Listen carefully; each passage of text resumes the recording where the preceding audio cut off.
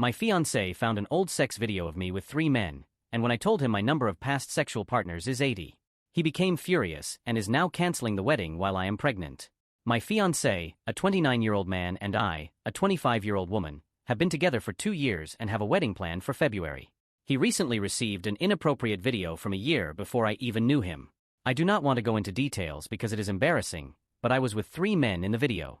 It was filmed, and all our eyes were blurred, but he could tell it was me because of the tattoo on my hip. At that time, I was young and reckless and needed healing and therapy. I was 22 when I did it, just for the thrill and also for some money to help finish college. Anyway, a fake account sent him a direct message and told him not to marry that tramp, which, by the way, I am not. Since then, I have turned my life around. He went into a rage and started saying I am only with him because he is an engineer and makes money, and he started saying really strange things. Neither of us were virgins when we met, so I am confused as to why this matters. Unless someone has seen my tattoo, you cannot tell I am the person in the video. He then asked me how many men I have slept with, and I told him the truth, around 80, and now he is threatening to end our engagement.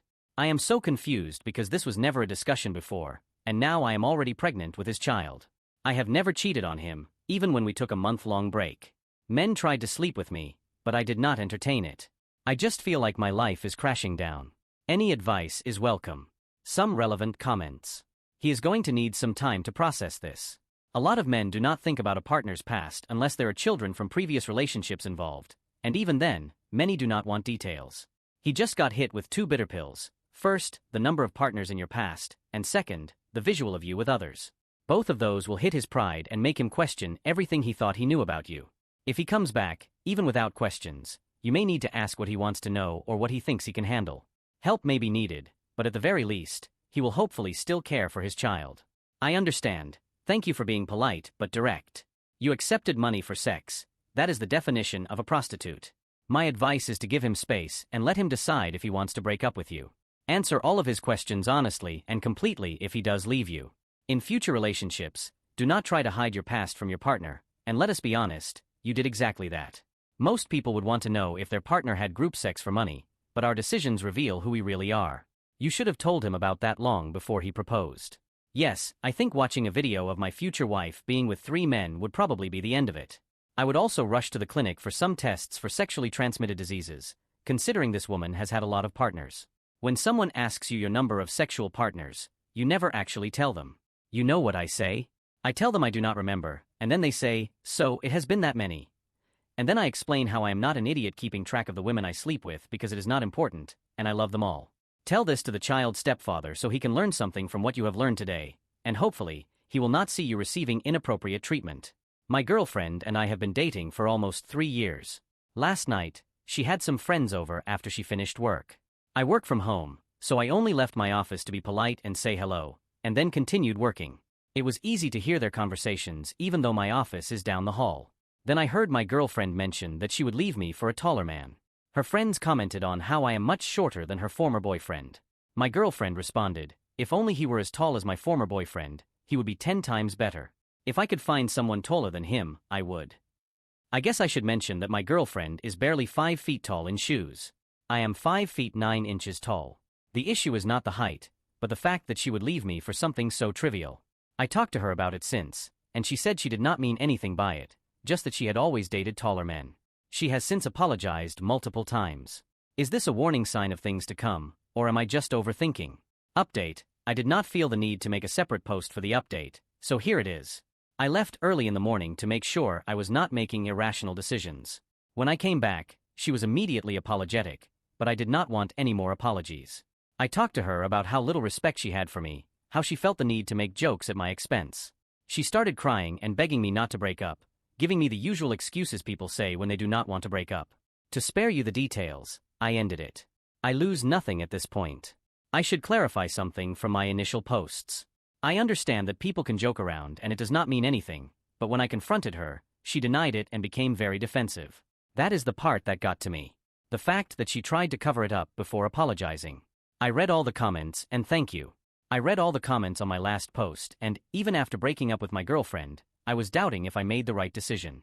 I was not going to update because I did not see a reason to do it, but after the last few days, I came to a final conclusion. I want to clarify that I broke up with my girlfriend because it was too easy for her to disrespect me behind my back, not because of the actual height difference. After I broke up with her, she continued apologizing to me. She would send me letters and call me often. In one of the messages I actually responded to, she asked if we could meet up and talk. Without going into too much detail, she wanted a second chance and overall sounded very remorseful. I was about to agree, but something she said made me realize I would be making a mistake if I did. She said, "I will remember to respect you from now on." That sentence made me realize that I made the right choice by breaking up, because since when do you have to be reminded to have the bare minimum of respect for your partner? Anyway, I am glad I did not give her a second chance. I do not know if any of you care at this point, but here is the update. On a side note, the other day I was spending time with one of my female friends who happens to be taller, and I guess she saw us and started texting me that she does not need me, started saying that my friend was a pig, and that I moved on too fast. I blocked her and had a laugh. I know for a fact I made the right choice. English is not my first language, so I apologize for any mistakes. I am also a mess right now, so sorry if this does not make sense. 6 years ago, I, a 28-year-old man, got drunk at a friend's wedding, and a woman, Anna, a 39-year-old woman whom I had rejected multiple times throughout the night, ended up forcing herself on me while I was nearly passed out. It was a complete mess, and I fell into a deep depression. Things got worse when Anna showed up at my door after a few weeks saying she was pregnant. I begged her to have an abortion and leave me alone, but my father and stepmother welcomed her into our house like nothing had happened. I never wanted to have children, so when this happened, I was clear with Anna that I did not want anything to do with her, but I would pay child support. I also cut contact with my father for supporting her. After a few months, my son was born, and Anna just disappeared. Nobody knew where she went, or they did not want to tell me. My father also refused to help because I had cut him off, so I was on my own. To be honest, I fell in love with my baby right away.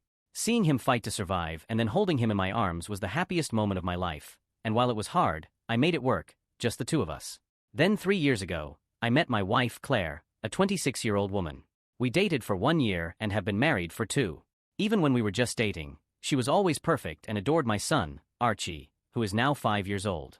She would play with him, read him stories, and never said anything bad about him. She knew what had happened, but she was so loving and understanding that I thought I had won the lottery by meeting her. The same happened when I met Claire's family. Everyone was so welcoming, and they loved Archie so much. They offered to babysit him and even took him on vacation so Claire and I could have a weekend to ourselves. A few weeks ago, I told Claire that I wanted to have a vasectomy so we could have a better sexual relationship. She asked me if I was really sure, and when I said yes, she got very quiet and changed the subject. Now, even before we got married, I was very clear that I did not want any more children. At the time, she said she was fine with that because we already had Archie. I knew she was upset, so I brought it up constantly until she finally admitted that she was hoping I would change my mind so we could have another child. Claire said she understood why I did not want children in the first place due to my childhood, but that I had become a perfect dad to Archie and I would be a perfect dad for our second child too. She also said she had asked him if he wanted a little brother or sister, and he had been very excited about it. I got upset when she said this and accused her of trying to manipulate my son, so we ended up having a big argument about it. The next day she apologized, but she still wanted me to think it over. She said she would support me no matter what I decided, but that this was important to her. I told her that I was hurt because she had never mentioned this before, and she just said that she was allowed to change her mind. Finally, she told me that we should talk with her parents so I could hear from them before making a decision. I admit I was worried because I did not want to discuss my sexual relationship with my in-laws, but she assured me that she had just told them because they were close and she was looking for advice on how to bring it up to me. Last night we had dinner with her parents. We visit them every other Thursday since that is my father-in-law's day off, and it was a disaster. I explained how I had never wanted children until Archie was born and how even then he was the exception. For their part, they told me how much Claire wanted to have a child of her own and how this could be good for all of us. Where things got messy was when they said they wanted to have their first grandchild. I told them that Claire and I had been talking about her adopting Archie, and my mother-in-law said, but he still would not be my real grandson. They also said how they loved my son, but they could not love him like a real family member because they were not related by blood. Finally, my wife said she was having second thoughts about the adoption because Archie already had a mother, and she did not think she would be able to bond with him like a real mother. I was devastated, but I did not want to make a scene in front of my in-laws, so I just told them I would think about it and to give me some time. So now I am sitting at home thinking that I do not really know Claire. I did not know she felt this way about my son and am wondering if she has been pretending all this time. If we have another child, I believe she and her family will just ignore Archie in favor of their real grandchild, and if we do not have another child, I fear she will just resent us or even become abusive towards my son.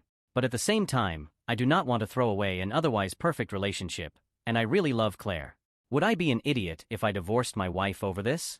I do not know if I am overreacting or if this relationship can be saved.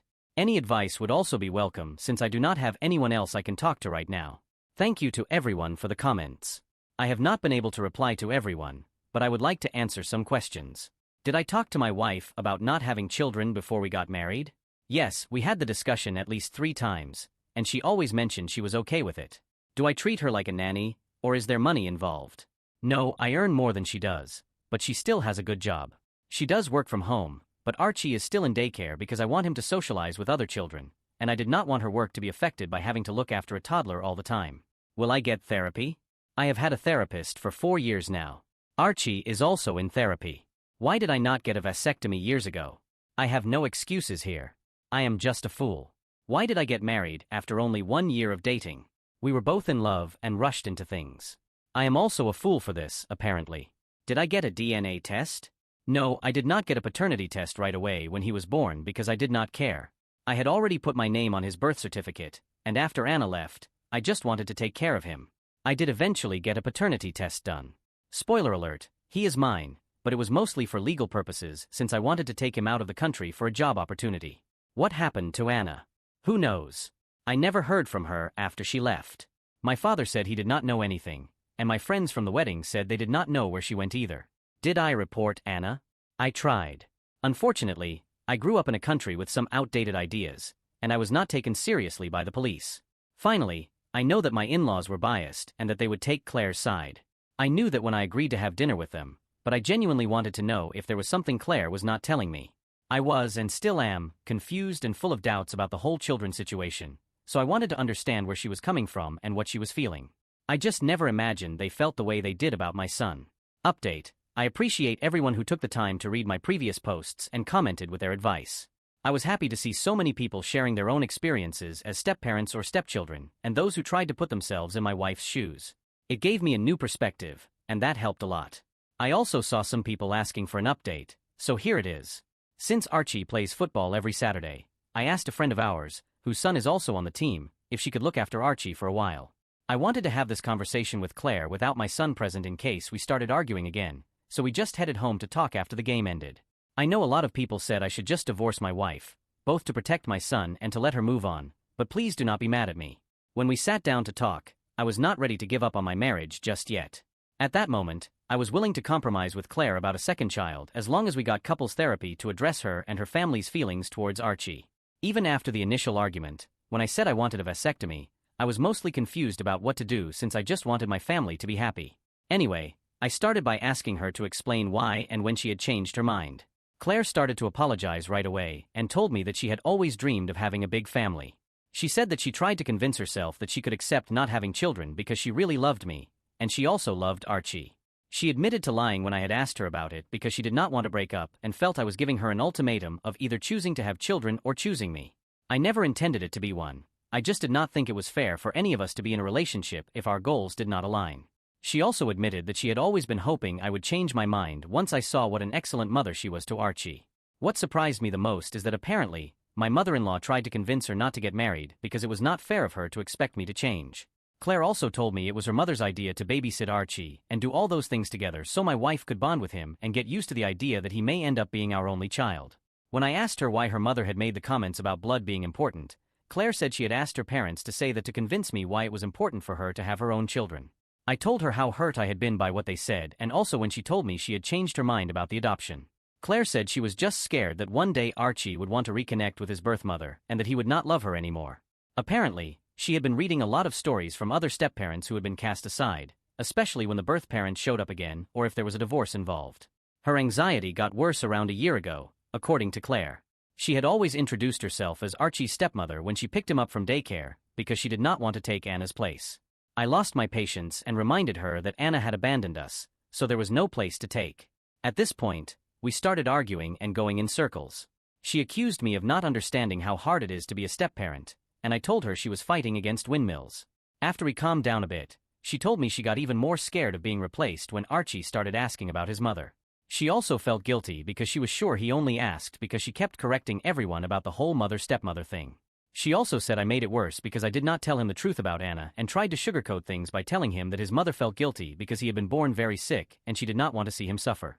Honestly, I just did not know what to tell him because I did not want him to feel sad about being abandoned. Claire accused me of still caring about Anna, and that is why I did not want to paint her in a bad light.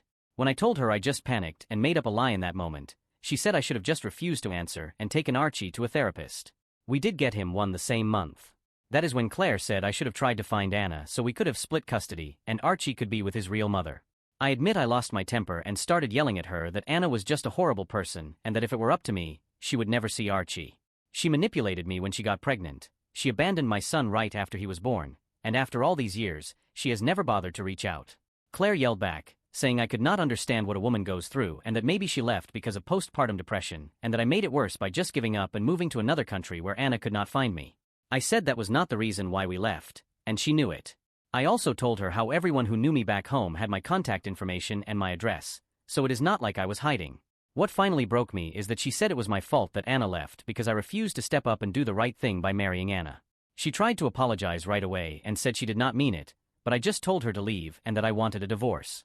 I am ashamed to admit it, but I just locked myself in Archie's room and started to cry like a baby until she left. She just packed some things and later sent me a message saying she would be staying with her parents. The rest of the day was a blur. I went to pick up my son and briefly told my friend I was getting a divorce. She and her wife hugged me and told me they would support us in any way they could, especially if I needed someone to look after Archie. I spent the rest of the day with him, and we decided to have a pajama party, just the two of us. We ordered pizza, played with his new toys, and watched some movies until he fell asleep. Since I cannot sleep, I thought I would write this update to vent or something. I feel like my life just imploded, and I am so heartbroken I do not even know how Archie is going to take it, so that is also going to be hard. Anyway, I guess this is my final update since there is nothing else to say. Thank you again for all the advice.